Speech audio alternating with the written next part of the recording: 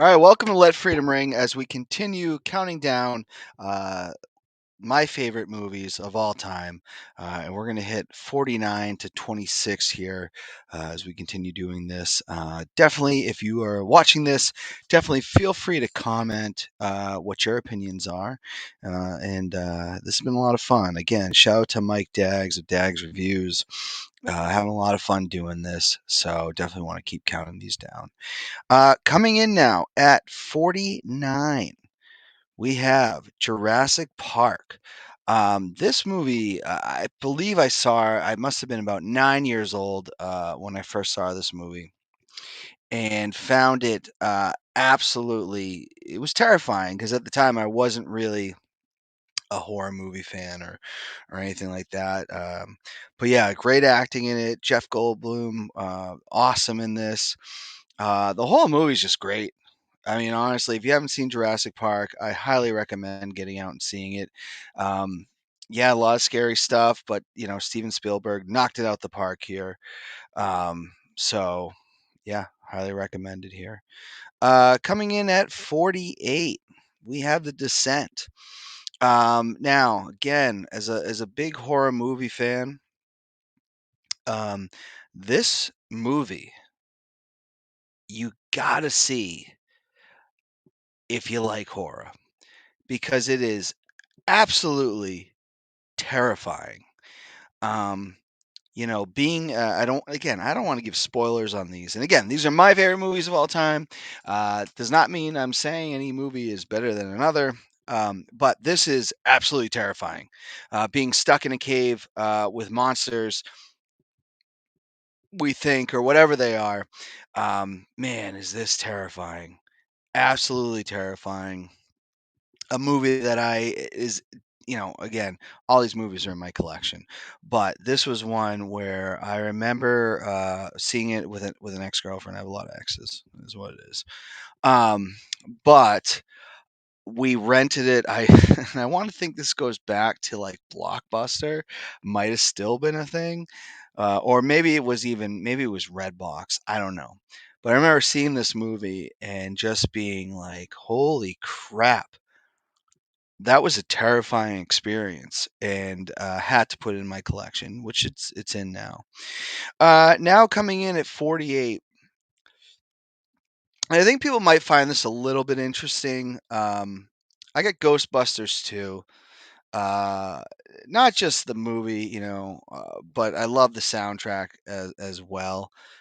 Bobby Brown, one of my favorite songs of all time. Um, well, I guess we're gonna have to take control.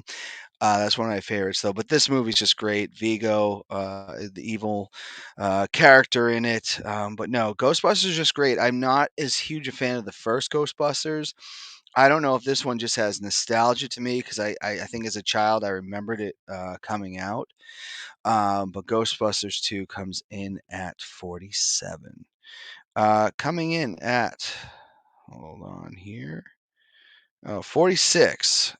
We have The Godfather Part 2. And I apologize. It looks like I did not make a name bracket for it there. But Godfather 2, this is unbelievable.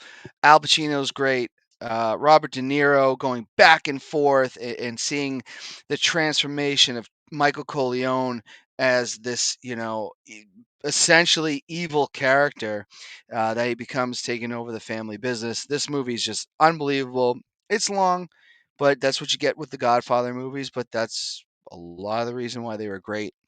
Um, it's definitely a very rewatchable movie, and I definitely highly recommend this. Um, and now coming in at 45, and it looks like I did this correctly. We have 61, and you may see a theme here with a lot of movies that I have on here.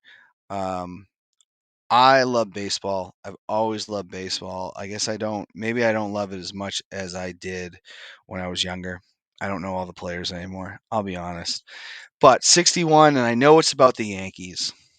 Um, but man, did Thomas, oh my goodness, Tom, I think blanking on his last name, and Barry Pepper. They really recreated Mickey Mantle and Roger Maris. Like they looked like them, and they really knocked this out the park. Um, Thomas, oh my goodness, like Thomas Jane, I want to say, yeah. But no, this is something. Aaron Judge broke the record for the American League, not the all-time MLB record, but I did watch this movie after.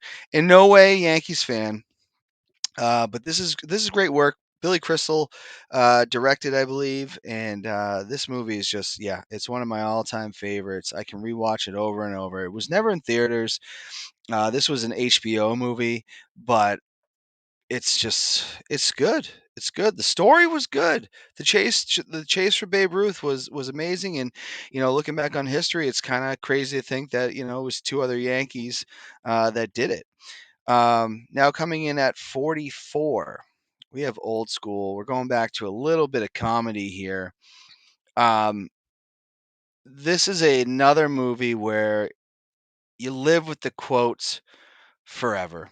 You're my boy Blue, earmuffs. This is Will Ferrell. Will Ferrell at this point has left SNL. It hasn't been very long because I want to say he left SNL in 2002. Filmed this in 2003, or they had it out there. Um, Luke Wilson, you really haven't heard from in a lot of years, but he's the straight man in this, and you have Vince Vaughn, who's just ridiculous. But this movie is just really funny, and it sticks with me. I remember watching this in high school, being like, "Oh yeah, old school." But now that I'm 38 years old, um, and older than the characters are supposed to be in this movie, yeah, that hits home quite a bit. Next at 43, we have Jaws. I've heard people kind of say this is a horror movie. I wouldn't put it in that realm. I don't know. I guess maybe that's a debate between what's a horror movie, what's a slasher movie. But Jaws is absolutely terrifying. This is a great film, though. Very well. It's filmed really well.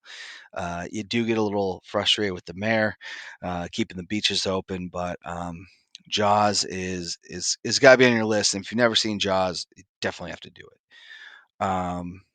Next, we have coming in at 42, we have the Blues Brothers. Um, Dan Aykroyd, John Belushi. I have to say that this is a movie that I love so much. Not because it's just a great film, but this is something I relate to a lot with my father. My dad he would watch this all the time. He'd play. I'm not a Chicago guy. I know there's probably people. There might be Frank Delichai or Joe Cappa watching this later. But yes, he used to nail "Sweet Home Chicago" with his band all the time. This movie's just so funny. John Belushi could have been. Man, I don't know what else he could have done. He left his mark in the short time that he was here. But a lot of good quotes on here. We're on a mission from God. Um, Illinois Nazis. There's so much to this movie, and it is so funny. And these two, proving what SNL really was, which was like I almost look at like SNL. You look at like NXT for WWE.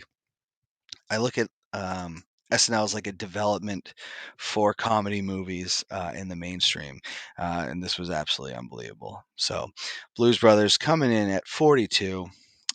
Next up on the list, we have Nightmare on Elm Street, which I admittedly, and I've talked about this on the show before. I was not the biggest fan of horror when I was younger, but I got more into it as I got older, and I really started to more or less appreciate that genre. And Nightmare on Elm Street is just it's just very good. You know, uh, it is, I would say, a masterpiece. Obviously, if you ever listen to how they wanted to end this movie, I don't want to give too many spoilers here, but I want to say Wes Craven did an amazing job with this movie, um, and I do believe it is terrifying. There's nothing more scary than thinking about someone being able to kill you in your dreams. As much as I still like Halloween over this, I think the concept of Freddy Krueger is absolutely truly terrifying. It's going to take us to number 40 here, and we have Clerks. Kevin Smith making his second appearance on the 100 list of Let Freedom Ring movies. My God, this is dark humor, sexual jokes, everything for this small budget film at the time. If, from what I understand, it is filmed in black and white because Kevin Smith enjoyed so much of what security cameras looked like. But this movie is one of definitely, obviously, it's on the list as number 40. One of my favorite movies. One of my another quotable movies. Um, I don't want to get into it. It's very raunchy, but if you know what I'm talking about, In a Row. Um, there's just so much good to it. Some of the acting isn't great, but like it's one of those movies where you look at young people, and when you are young and you are not doing maybe the things that you want to be doing, and you are working, whether you're working at a convenience store or whatever, and you think that your life is just never going to get better, or it's just, what am I doing? That's the vibe you get. I mean, I think they're supposed to be about 22 in this movie, but they're also talking a lot about relationships and things that we put on a pedestal. Um, you look at the Dante character and the way he looks at women and things like that. This is just a great movie. Um, you got to get to obviously there's a lot of raunchiness to it, but it is a great film. I've rewatched it numerous times. And yeah, it's one of my favorite movies of all time, which is why it's on the list. Coming in at 39, we have Good Will Hunting. Um, Shout out to Tim Sennett because he had actually asked earlier where this fell on the list, and it falls in at 39. Um, to think that Matt Damon and Ben Affleck wrote this movie before they were stars is kind of crazy to think about. Um, some people give Matt Damon a little more credit than they do Ben Affleck. I've heard that, but the Robin Williams character is he's absolutely, some of the best quotable lines come from this movie. And I love that it's centered in Boston too. There's not a lot of, we got more Boston movies later, but in 1997 when this came out, I couldn't tell you any movies that were centered in the area that I live. So, um, one of my all-time favorites comes in at 39. Can rewatch this over and over. The acting is unbelievable. I would say the whole cast just killed it. Now coming in at 38, we have A Muppet's Christmas Carol. Um, this is we're going to talk about other ones. I am not a huge Christmas movie person. A lot of people love Christmas movies. I like Halloween. I like the 4th of July. Not that I dislike Christmas, it's just not my biggest thing. Even though you will see some movies that revolve around Christmas later, it's just not my favorite thing. But this is one that I always have to rewatch. And Michael Caine is the best Scrooge, in my opinion, that's ever performed the role. But the Muppets characters are great in this too, and I have to watch this every Christmas, and it is one of the movies that I'll be watching until I die, honestly. So, uh, Muppets Christmas Carol comes in at 38. Coming in at 37, this may shock some people. I am a big Star Wars fan, and you will see that as this list gets closer. But A New Hope is my probably, are the ones that are on the list. Now there's some Star Wars movies that aren't even on this list, right? But I would say out of a lot of them, like, I'm shocked that I have this low, but it's just how much I do enjoy it. It's just not, it's not my top 25. Um, but I do really like this. It's the start of the whole franchise, and it is just uh, Luke Sky. You get introduced to Luke Skywalker, Darth Vader, Princess Leia, all these characters um, very early on, and yeah, it definitely has a place on this list. I've rewatched this movie more than I can count, and yeah, it definitely has a place on this list. That's going to take us to number 36, which is Terminator 2. Again, I guess may sound a little hypocritical because I've said I'm not the biggest Arnold Schwarzenegger fan. Both Terminators, however, were great. The ending in this is unbelievable. The whole movie is just so good. And you see a different Terminator. Obviously they look the same, but you get a different Terminator than you get from Terminator One. Um, so this is a movie I could rewatch all the time. Again, we don't really want to give spoilers, but Terminator 2 coming in at 36. Coming in at 35, and this is a tougher one to have on the list because I think this movie is so good. Um, but this is probably the first movie that I ever watched, and I would tell any parent. Um, Again, this is Spielberg again. Um, I had nightmares about this.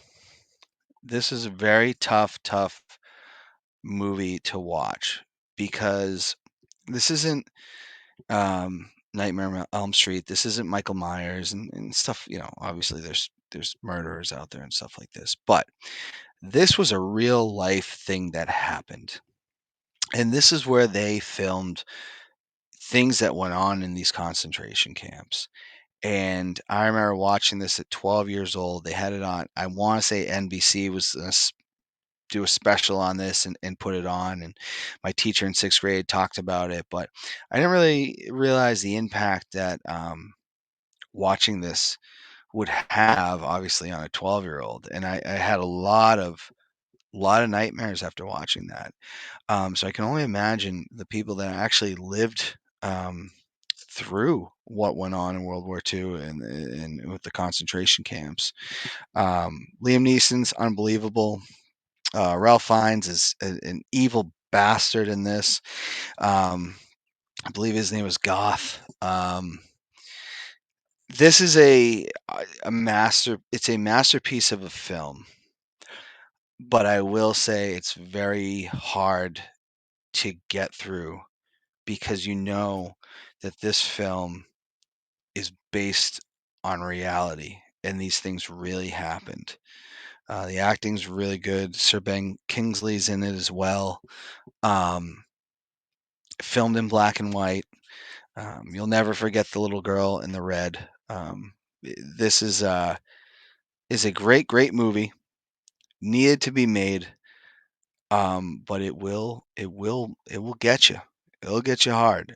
But I still believe this is a great film and very serious stuff here. It's going to take us into 34, which is Silence of the Lambs.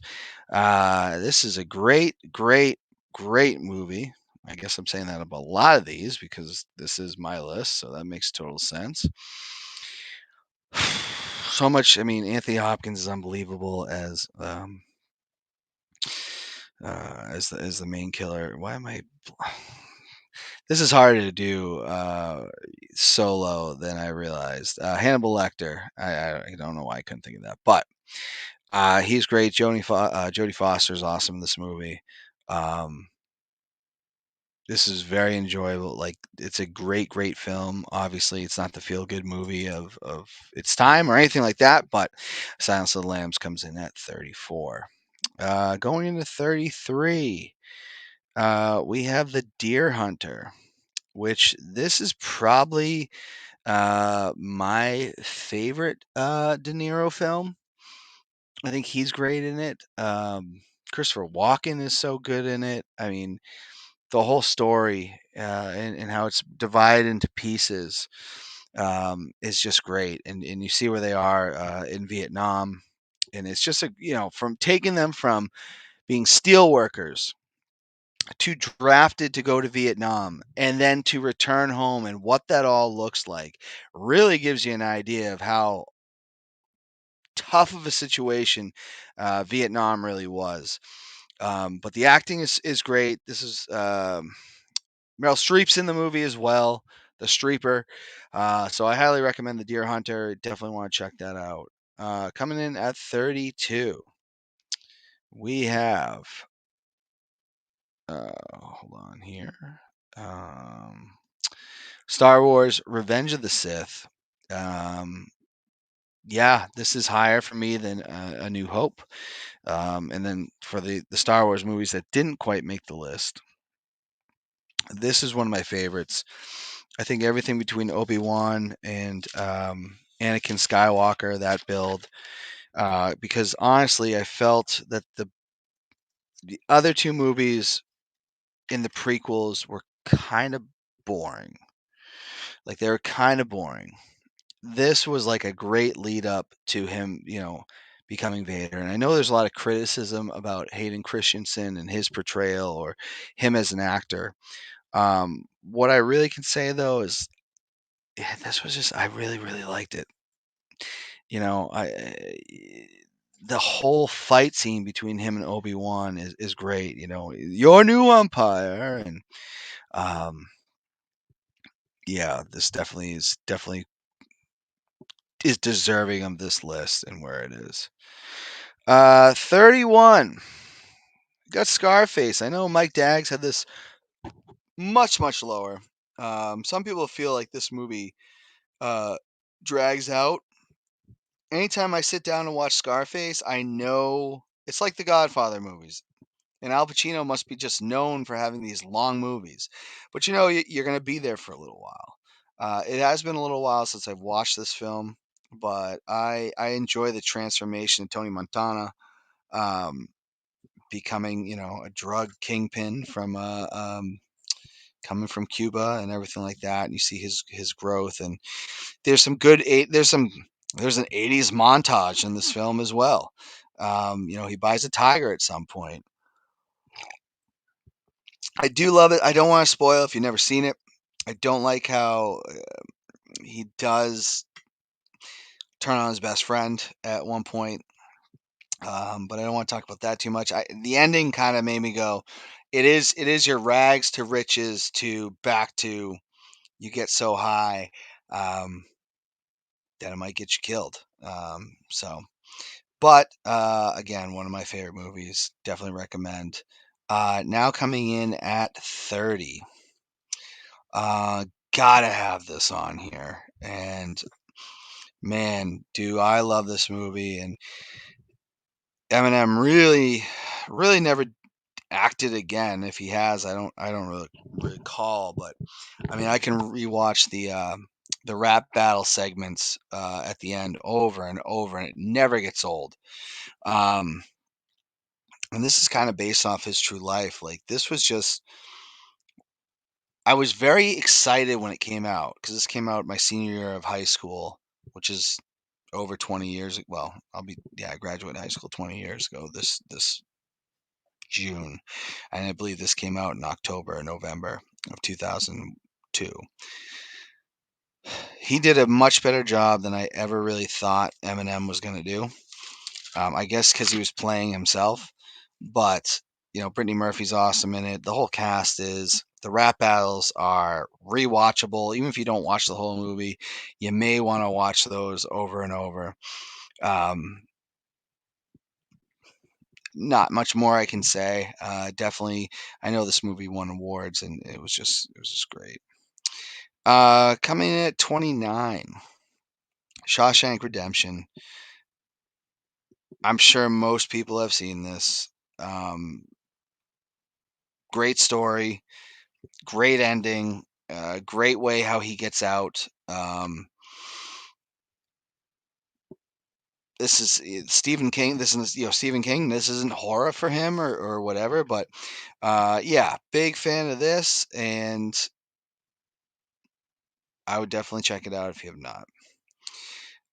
Coming in at 28, we have Platoon, which this is just Charlie Sheen is great in it. Tom Berenger is great in it. William Defoe is great in it. It's this battle between two leaders in the military in Vietnam, and one good, one good guy, one bad guy, and the different decisions that they each make, and it just kind of shows how Vietnam could break people. It's a lot like The Deer Hunter, very similar. I know I'm gonna get flack for this, but yeah, Apocalypse Now did not make my list. It's just not one of my favorite movies that I've rewatched. I've been watching Platoon for many many years, and yeah, this movie is just it's just really really good, and highly recommend this.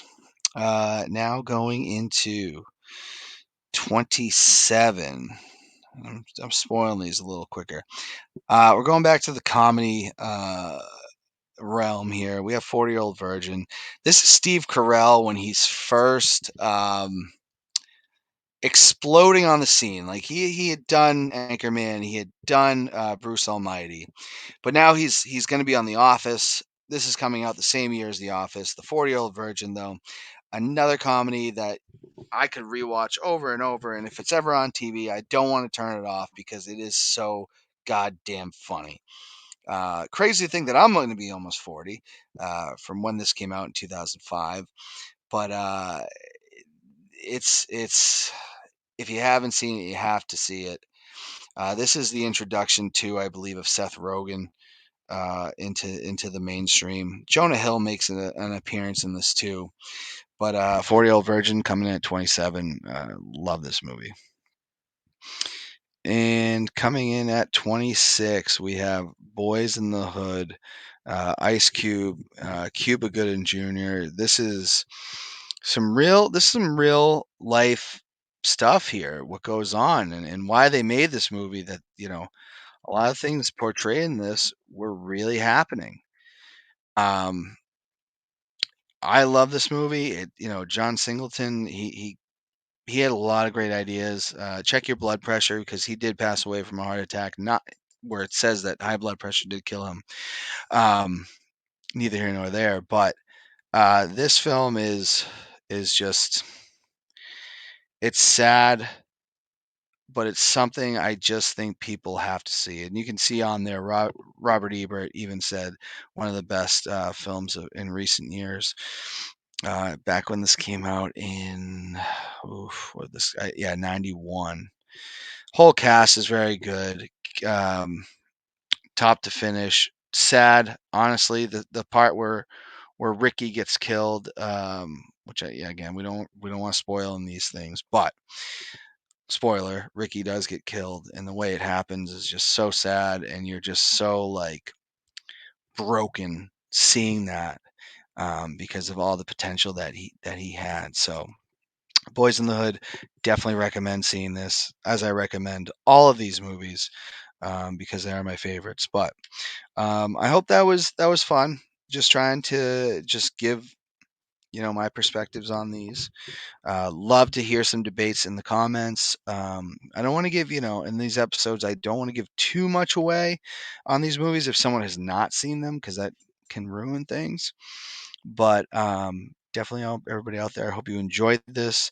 We will be coming back for the fourth installment, which will have the rest of my all-time favorite movies. I had a lot of fun making this. Um, Not easy. I will say that. There's a lot of movies that got cut out that I went, holy crap. I can't believe I like this so much better than I like that. Um, so definitely, everybody out there, hope you enjoy this. Check it out, and we'll see you tomorrow on Let Freedom Ring. Keep your heads up.